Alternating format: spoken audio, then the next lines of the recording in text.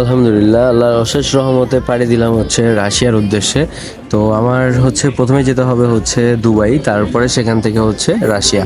তো দুবাইতে আমি যখন যাচ্ছিলাম এয়ার অ্যারাবিয়াতে, তো আমার যেই মিলটা ছিল সেটা হচ্ছে চানা মশলা ডাল ছিল, কিন্তু সেটা না থাকায় তারা আমাকে অফার করলো যে মেনু থেকে যে কোনো একটা আইটেম আমি বেছে নিতে পারবো। তো বাঙালি যেহেতু বিরিয়ানি পাগল, তো এই জন্য আমরা বিরিয়ানি নিয়েছিলাম। তবে এটা যেহেতু ফ্রোজেন বিরিয়ানি ছিল, তো যার কারণে আমার কাছে স্বাদটা গতানুগতিক, আমরা যে বিরিয়ানিটা খাই ওই রকম ছিল না। সাথে ছিল হচ্ছে টক দই, যেটা স্বাদটা আমার কাছে একদমই বিচ্ছিরি লাগছে।